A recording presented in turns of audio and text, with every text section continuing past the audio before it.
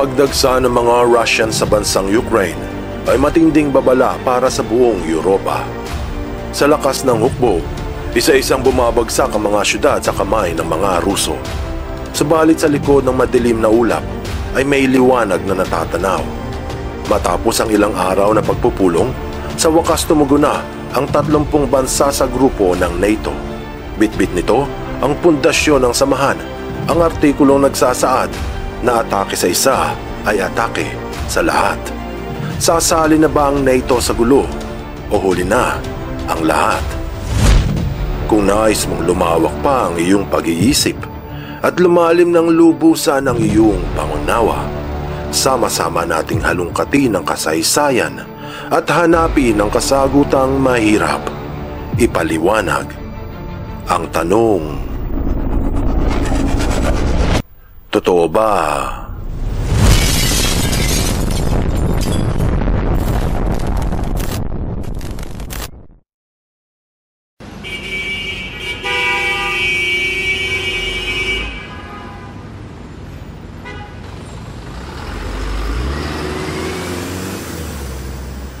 Matatapos na ang buwan, patuloy pa rin sa pagsalakay ang hukbong sandatahan ng Russia. Sa kapital ng Kyiv, isa sa mga huling syudad na nakatindig sa gitna ng matinding pagpasabog at pagpaputok, ang mga kalsada na dati abala sa mga turista, sa mga dayuhang nais masaksihan ang ganda ng lugar, ngayon ay nagmistulang battleground ng magkabilang panig. Maraming ulat ang lumalabas na ang putukan sa Kyiv ay walang humpay, habang libo-libong mamamayan ang nagsilikas na papunta sa mga karatig na bansa katulad ng Poland na dati ring nilisan ng taong bayan dahil sa ikalawang digmaang pandaigdig. Maraming Ukrainians ang nagpasyang manatili sa kanilang minamahal na bansa. Nasaksihan ang pag-alis ng mga kabataan, mga kababaihan at mga nakatatanda. Subalit pinagbawalan ng mga kalalakihan upang isama sa hukbong sandatahan. Maraming pamilya pati ang kanilang alaga ang naiwan sa mga istasyon ng tren dahil mas masisiguro daw doon ang kaligtasan kumpara sa labas kung saan isang bala lamang ang presyo ng buhay. Yung iba naman ay hindi na nakuhang umalis at nagtago na lang sa ilalim ng kanilang bahay. Maraming may mga sakit at mga matatandang walang lakas na humakbang kahit ilang metro lamang. Mayroong isang matandang babae na may edad na sobra sa 100 taong gulang ang tumangging umalis. Ayon sa ulat, isa itong survivor ng ikalawang digmaang pandaigdig. Marahil alam nito na nakatakas man siya noon, posibleng hindi ngayon. Madalas na ring nawawala ng kuryente dahil sa mga pagsabog na narinig mula sa mga power stations at patay sindiri ng social media dahil nasalanta ang ibang mga internet infrastructures. Nakuha na rin ng mga Ruso ang ilang paliparan sa syudad na pinaniniwala ang ginagamit upang ibagsak ang mga supply para sa kanilang militar. Pati ang lugar ng Chernobyl na dati ay tahimik pa sa simbahan tuwing Lunes ay dinadagsa ngayon ng mga sundalo. Inulat na ang labanan sa pagitan ng mga Ruso at mga Ukrainian sa kalsada ay madugo. Hindi basta-basta ang putukan, walang tigil ang pagsabog at walang tigil ang barilan. Bawat kanto ay delikado at ang pasikot-sikot ay hindi madali. Bagamat kabisado ng mga taga roon ng lugar, hindi nito kayang tibagin ng madalian ang mga Russians. Nasalanta ang mga tulay na labas-masok sa lugar at mga gusaling pampubliko ay masasaksihang walang tao. Ilang mga video sa YouTube ang pinakita kung saan kahit ang mga bahay ng sibilyan ay hindi nakaligtas sa mga jet fighters. At inaasahang milyon ang mawawala ng tirahan.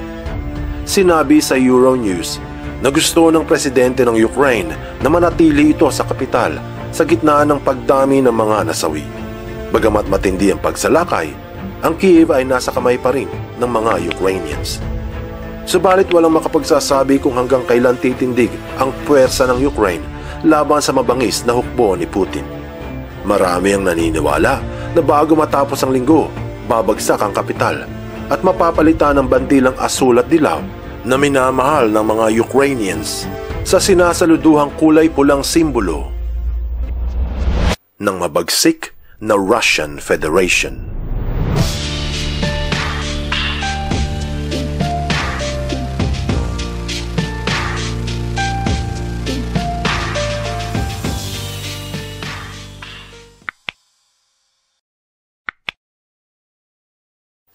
Ano ang Article 5 Collective Defense ng NATO?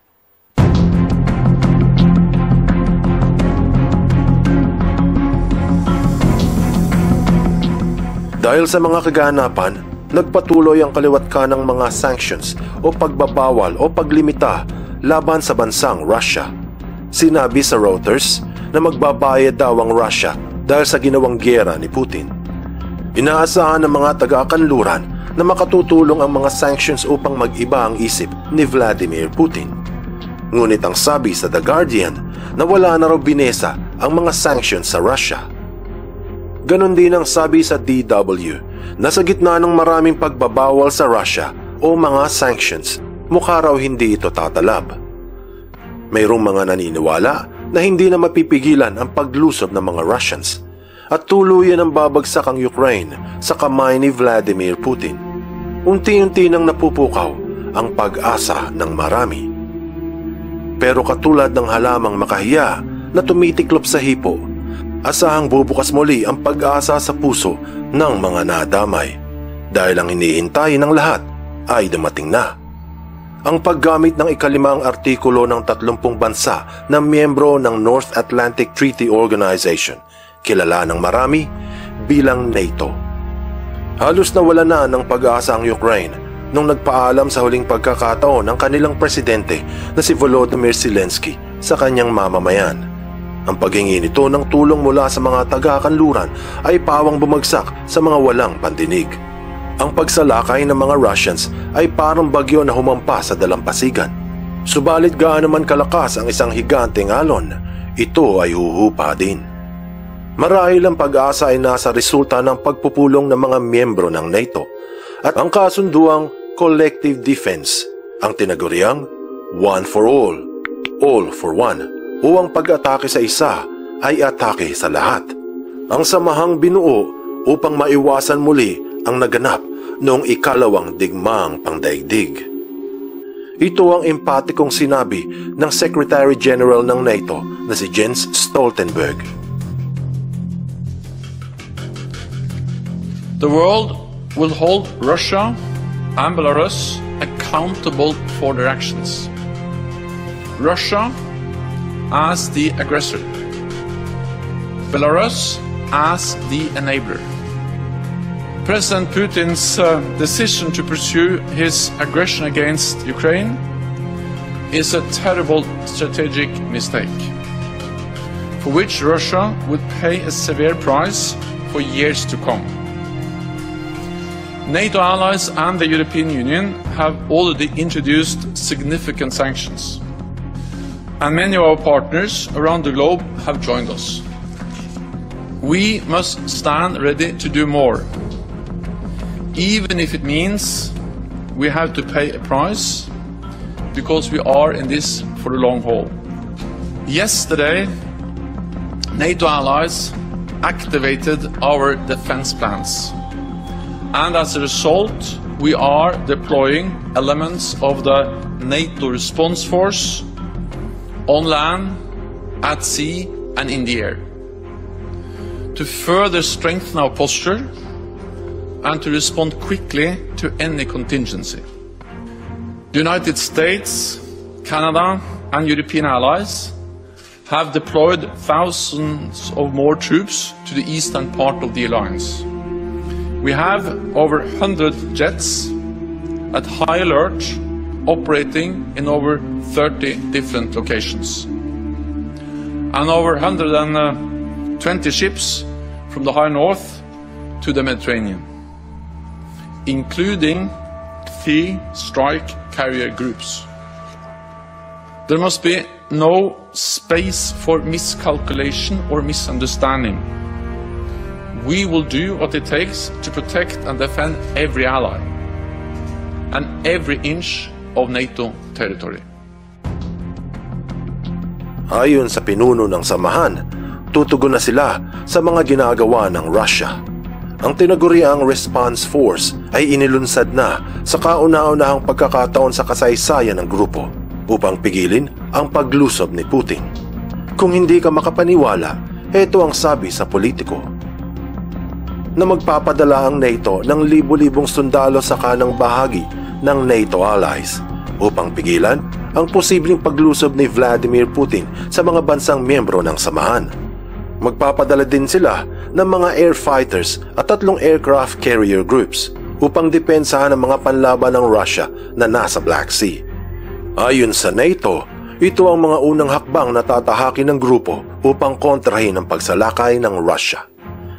Heto na rin ang balita sa AP News na palalakasin ng NATO ang puwersa sa kanang bahagi ng alyansa.